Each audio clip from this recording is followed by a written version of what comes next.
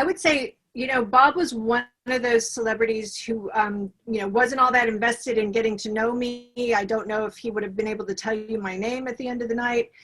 But the difference between him and, say, like Neil Young or Warren Zevon or someone like that, who was just very sort of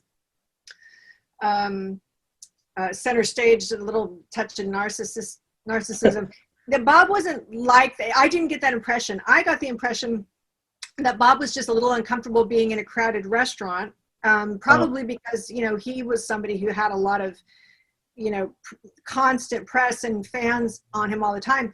So when he showed up, we were having dinner at Le Toque on Sunset, and we had this big table.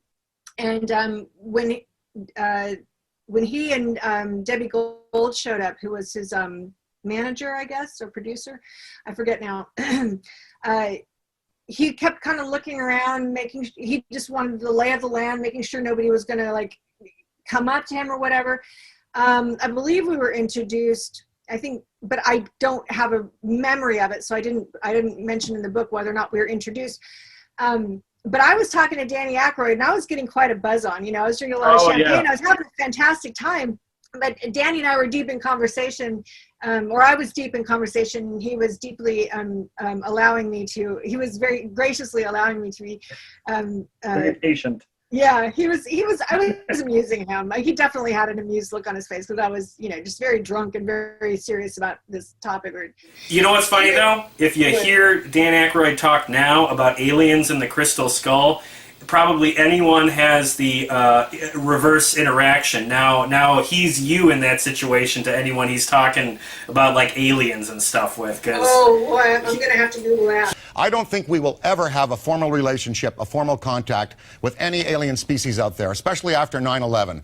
And honestly, I don't think they're a mass threat, but I do believe they're breaking the law. I'm serious. Title 18, 1202, read the Travis Walton story. So how do you arrest them? But I interrupt. Go ahead. Oh no, that's what I'm doing tonight. That's gonna be my reading for the night. I can't thank you for that. Yeah. But Bob, so Bob sits down finally, and we have dinner, and there were people coming up to the table because just the whole restaurant was a bit of a party atmosphere, and Joe knew people from other tables, and so just people were coming. But I don't remember anyone really bothering Bob. He was sort of sandwiched between Rick and Joe, if I recall, and they were sort of protecting him.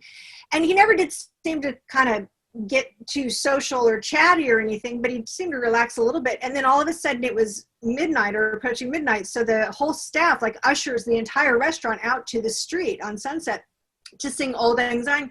And Joe sandwiches Bob between us. Yeah. And which Bob let him do. And so we're singing and swaying, and I'm just having a really good time. I wasn't like a huge Bob Dylan fan or anything. I kind of recognized that he was an icon, but he seemed to me more than anything to just be a little uncomfortable and a little delicate, and I just wanted to make him feel comfortable. So at some point as we're singing, I kind of look up at him, and I see him start to sing and relax a little bit, and I thought that was really sweet. Like he even smiled a little bit, and so that's my Bob Dylan story. Oh, like